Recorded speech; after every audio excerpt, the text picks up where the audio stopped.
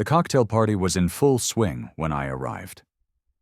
Laughter, the clinking of glasses, and the soft strains of some soulless, smooth jazz station echoed across the perfectly manicured lawn.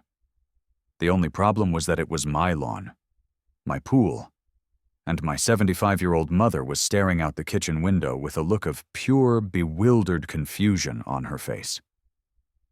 At the center of the gathering, holding court like a queen on her throne, was Patricia Sterling, matriarch of the neighborhood, president of the HOA, and a woman who wore her sense of entitlement like a string of expensive pearls.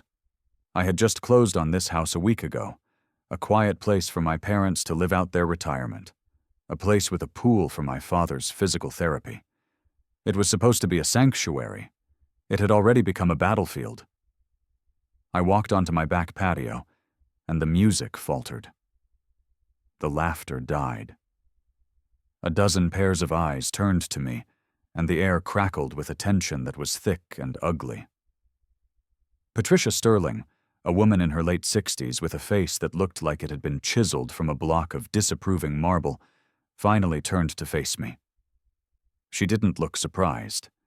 She looked annoyed, as if I were a waiter who had brought the wrong vintage of wine. "Can I help you?" she asked, her voice dripping with a condescending sweetness that was sharper than any insult. "I think the question is, can I help you?" I replied, keeping my own voice steady. "This is a private residence." She gave a small, theatrical laugh and took a delicate sip of her Chardonnay. "Oh, you must be the new owner." "I'm Patricia Sterling, the HOA president." There seems to be a slight misunderstanding. According to the original community covenants, this particular pool is a designated community asset for use by all residents. A lovely little quirk of history, isn't it? Her friends, a collection of women who all had the same haircut and the same hungry, predatory eyes, tittered in appreciation. "I've read the covenants," I said, the lie coming easily. "I don't recall seeing that clause." "Oh, it's in there," she purred. "Perhaps you're not familiar with how things work in our neighborhood. But you'll learn." It wasn't a statement. It was a threat. The way she said our neighborhood was a clear, racially charged message of dominance, a reminder that I was an outsider, a variable she had not approved. This wasn't about a pool. It was about power. It was about her reminding a new black family exactly where they stood in her perfect, white world. It was about making my parents feel so unwelcome that they would break, sell, and run, just as I was sure others had done before. But Patricia Sterling had made a catastrophic miscalculation. She thought she was talking to just another homeowner she could bully with a forgotten bylaw. In my 25 years as an investigative journalist, a career I had just retired from, I'd taken down corrupt senators, exposed billion-dollar financial scams, and sent more than a few powerful men to prison. I knew how to read the fine print, and more importantly, I knew how to find the stories that were buried underneath it. She thought she was enforcing an old rule. She had no idea she had just made herself the subject of my final and most important investigation. She thought the story was about a pool. I was about to prove that the real story was about the stolen land her entire neighborhood was built on. Her perfect little world, built on a foundation of secrets and lies, was about to come crashing down. And the revenge was going to be perfect. Patricia Sterling had the same look in her eye that I'd seen a dozen times before. It was a look of serene, unearned confidence, the look of a person who believes their secrets are buried too deep and their power is too absolute to ever be challenged. It was the same look Senator Carlson had right before my 7-part series on his bribery scandal hit the front page and ended his career. It was the look of a predator who has never had to face a predator stronger than herself. What she saw was a new neighbor, a black man who was an easy target. What she couldn't see were the ghosts of the powerful men whose careers I had systematically dismantled, one verifiable fact at a time. For 25 years, my name on a byline was a death sentence for corrupt politicians and fraudulent CEOs.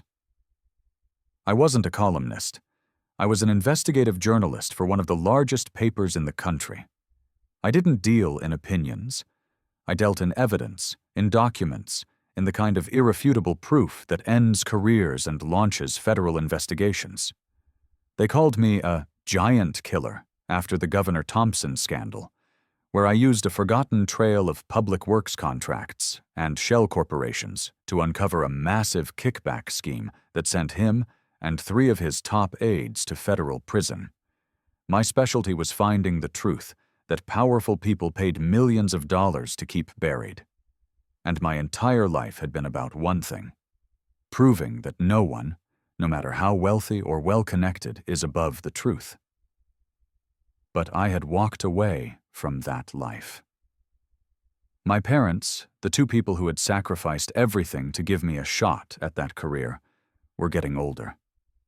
My father's health was failing, a long, slow decline that had stolen his strength, but not his spirit. My mother, his rock for 50 years, was exhausted. I made a choice. I retired, left the city, and came home to take care of them. It was my turn. The house in Sterling Estates was supposed to be their paradise, the final peaceful chapter in their lives. I bought it specifically for the backyard and the pool. It was perfect for my father's physical therapy, a place where the warm water could soothe his aching joints. It was supposed to be a sanctuary, a place of healing and quiet dignity. And on our very first week, Patricia Sterling had turned it into a battlefield. My expertise isn't in fighting, it's in digging. My entire career was built on the simple principle that every lie, no matter how well constructed, leaves a trail. You just have to know how to find it. You find it in the dusty, forgotten ledgers of the county archives. You find it in the fine print of zoning variances that were passed at midnight on a holiday weekend. You find it in the political donation records that connect the briber to the bribed. Patricia Sterling had built her little kingdom on a foundation of history and community standards. I was about to conduct a full forensic audit of that history. The first call I made wasn't to a lawyer. It was to my old research assistant, a brilliant, relentless woman named Jenny, who could find a forged signature on a deed from 100 miles away. "Jenny," I said, my voice quiet, but the old, familiar fire burning in my gut. "I have a new project for you. I need a full workup on a subdivision called Sterling Estates and the founding family, the Sterlings. Pull every property deed, every zoning variance, every HOA document, and every political donation they've made for the last 60 years. I want to know where every dollar came from, and I want to know where everybody is buried." There was a pause on the other end, and then I heard the familiar sound of furious typing. "It's good to have you back, David," she said. "I'll have the first package for you by morning." Patricia Sterling thought she was fighting a retired man who had come home to care for his parents. She had no idea she had just reactivated one of the most tenacious investigative journalists in the country, a man with a network of sources and the skills to uncover the truth she had spent her entire life trying to protect. She thought the story was about an old bylaw and a swimming pool. I had a feeling her version of history had a few key chapters missing. My job was to find them and publish them for the entire world to see. The first file from Jenny landed in my inbox at 5 a.m. It was a digital roadmap to Patricia Sterling's kingdom of control, a meticulously documented history of her reign. Patricia wasn't just an HOA president. She was the self-appointed matriarch of the community, the guardian of a legacy built by her father.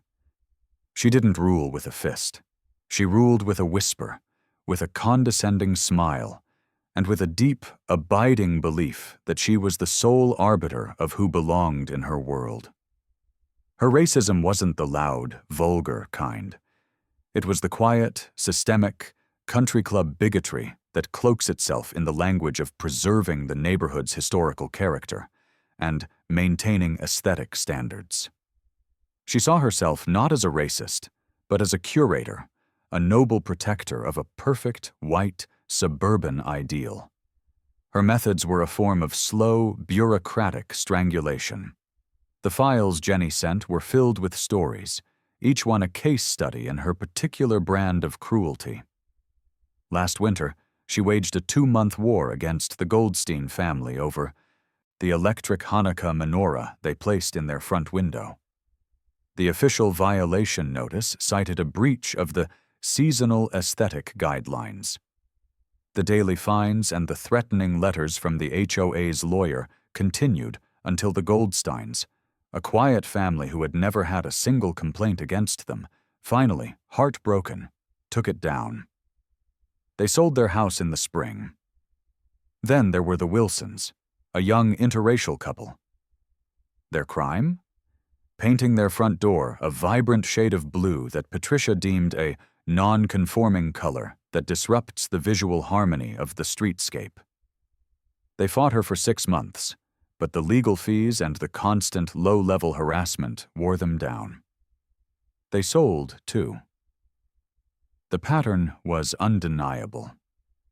Any family that didn't fit her narrow 1950s vision of what the neighborhood should be was systematically and efficiently erased. Her power was generational, deeply embedded in the town's infrastructure. The Sterling family had been major donors to the county's historical society for 50 years. In return, they were given a level of access and influence at the county records office that no one else had. Records could be misfiled. Inconvenient deeds could be lost in a back room. She didn't have to break the law. She had the power to curate history, to ensure that the official narrative of the neighborhood was the one her family had written. Her campaign against my family was a textbook application of her methods. After the initial confrontation at the pool, the official harassment began. The first notice was for the simple, professionally installed accessibility ramp I had added to the front porch for my father's wheelchair. The violation notice called it an unapproved structural modification in public view.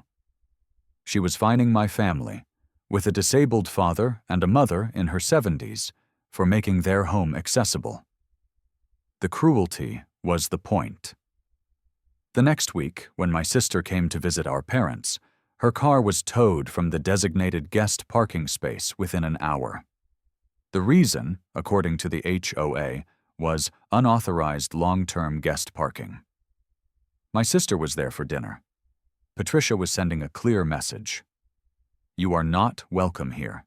Your family is not welcome here. You do not belong. I spent the next week in the dusty basement of the county records office, a place that felt more like a tomb than a library.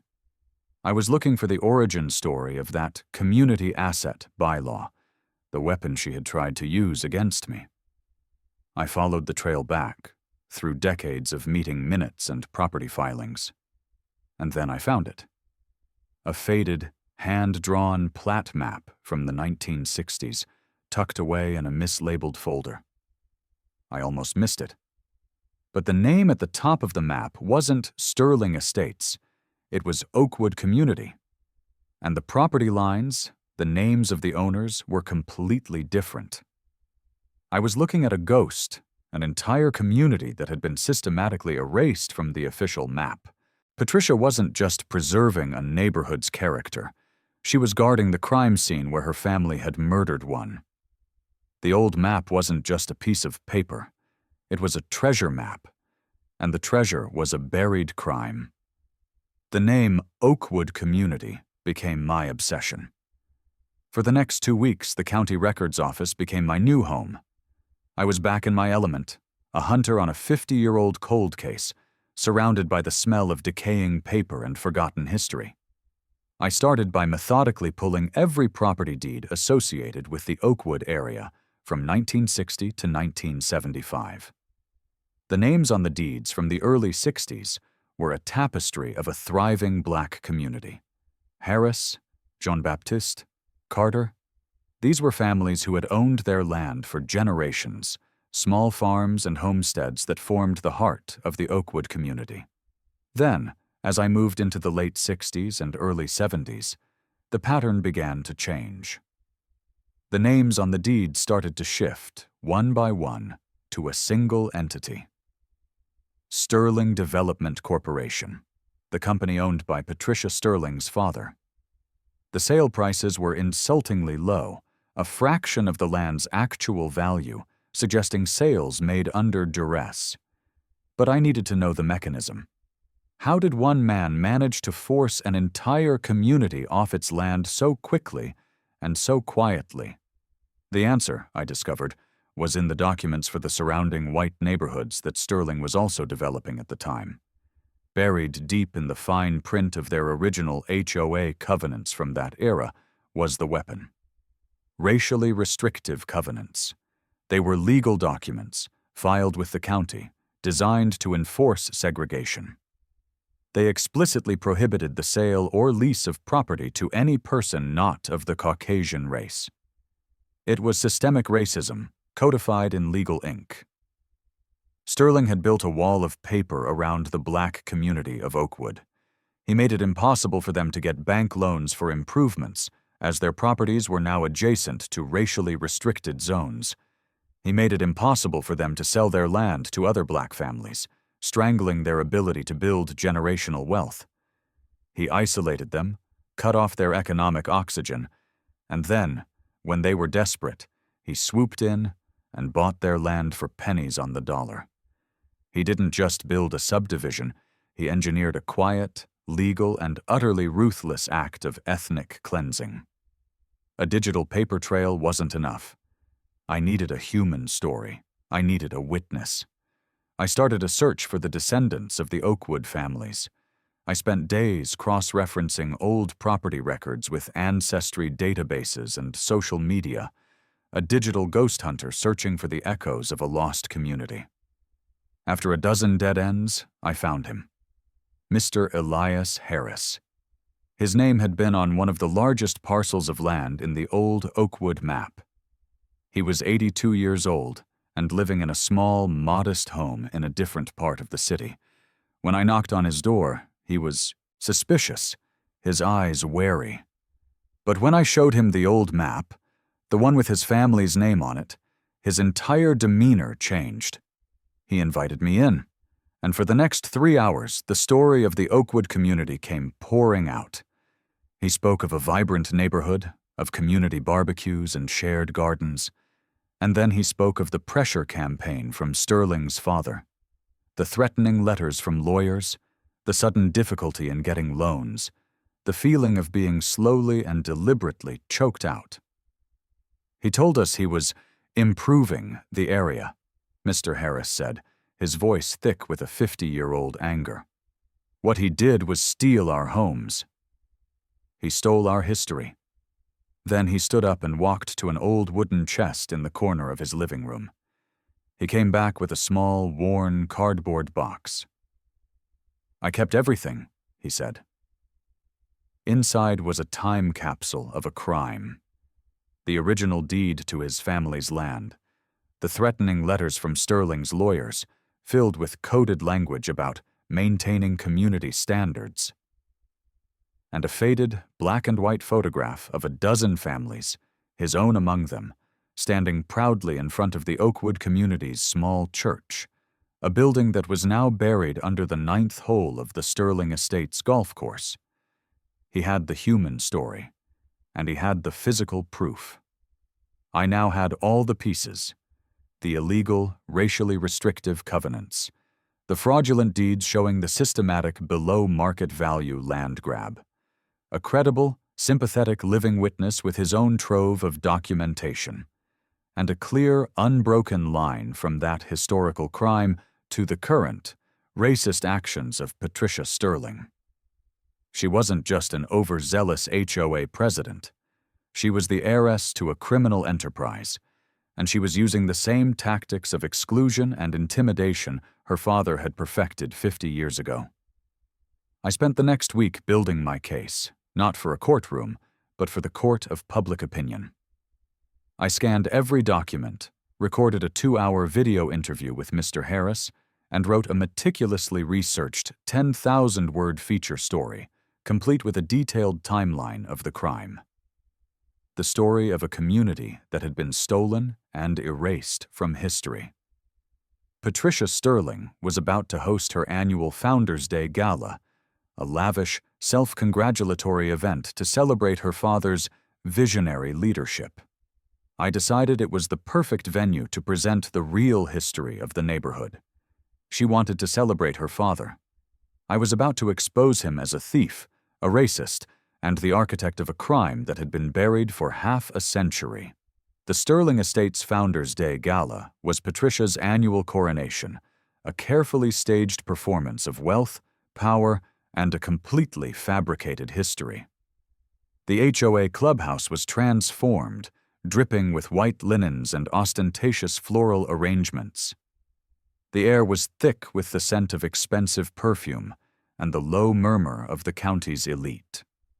Patricia Sterling stood at the center of it, all, a queen in her court, accepting compliments on her father's vision. She had no idea she was the guest of honor at a public execution, and I was the executioner. I didn't sneak in. I walked through the front door. My old press credentials, it turned out, still worked wonders. I was accompanied by Jenny, my former research assistant, and a freelance cameraman I trusted, a man who had been with me in more than a few hostile boardrooms. We were there to cover the social event of the season. We were actually there to rewrite history. Patricia took the stage to a round of polite, reverent applause. A large projector screen behind her displayed a rotating slideshow of black and white photos of her father, a man portrayed as a rugged, visionary pioneer. "My father, John Sterling," she began, her voice filled with a practiced, emotional gravitas, "didn't just build a subdivision. He built a community.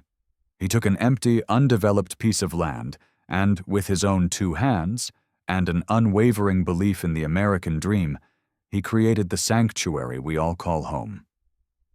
It was a beautiful speech, filled with lies. As she spoke, I saw Mr. Harris and his family arrive, entering quietly through a side door and taking the seats I had reserved for them in the back. They were the ghosts at this feast, the living embodiment of the truth she had tried so hard to bury. When she finished her speech, she opened the floor to questions. That was my cue. I stood up, and a hush fell over the room as my face, the one she had been slandering for weeks, became visible. "An inspiring story, Ms. Sterling," I said, my voice calm and professional. "As a journalist, I'm always interested in the history of a place. I was hoping you could comment on the community that was here before your father's development. I believe it was called the Oakwood community." A flicker of panic in her eyes, so fast that if you weren't looking for it, you would have missed it. She forced a dismissive laugh. "I'm afraid I don't know what you're talking about," she said. "As my speech made clear, this land was undeveloped. Now, if there are any real questions—" "That's interesting," I said, my voice cutting through her attempt to move on. "Because I have some documents here from the county archives that tell a very different story." I nodded to Jenny. The slideshow of Patricia's father vanished from the projector screen, replaced by a high-resolution image of the old, hand-drawn map of the Oakwood community. A collective gasp went through the room. The names on the properties were not Sterling. They were Harris, Jean-Baptiste, Carter. "What is the meaning of this?" Patricia shrieked, her voice losing its polished edge. "This is a private event. Security."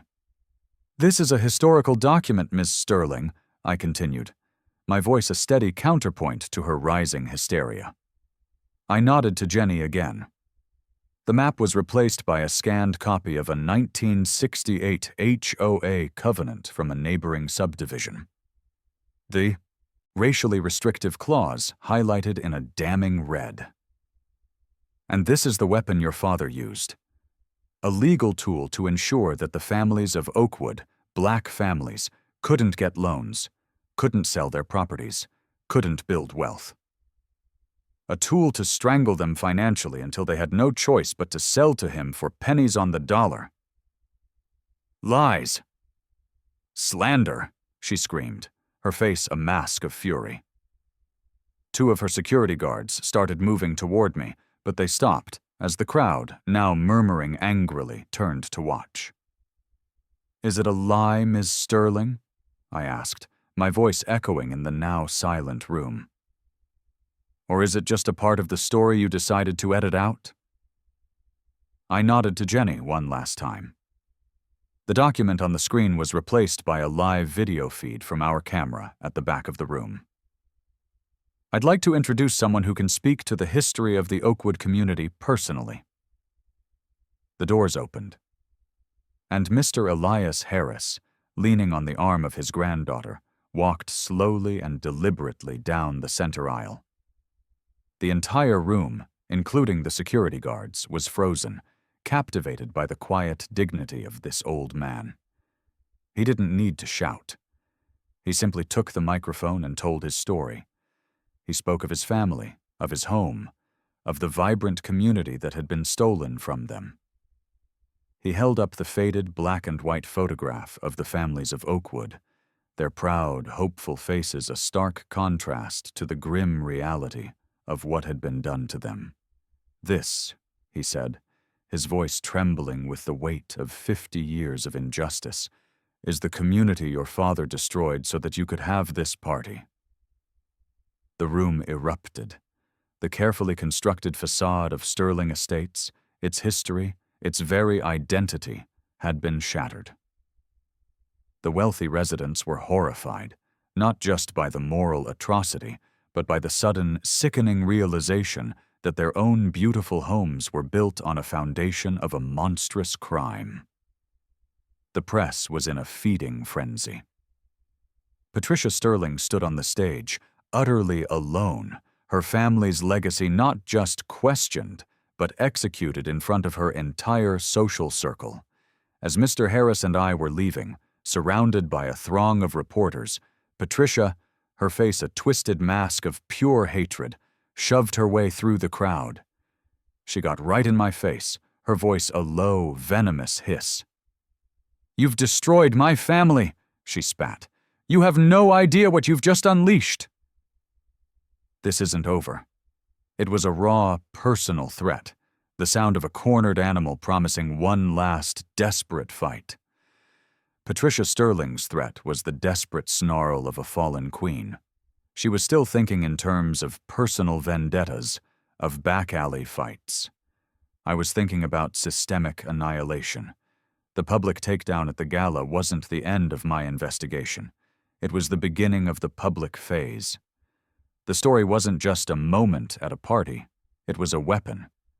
And I was about to fire it at a national level. For the next 48 hours, I barely slept. Working with Jenny and my old editorial contacts, we packaged my entire 50-year investigation into a multi-part, professionally produced online feature. It had everything: the high-resolution scans of the illegal covenants, the video of Mr. Harris's powerful testimony, an interactive map showing the original Oakwood properties overlaid with the current Sterling estates, and a meticulously documented timeline of the Sterling family's crimes. We published it on a Tuesday morning. By Tuesday afternoon, it had gone viral.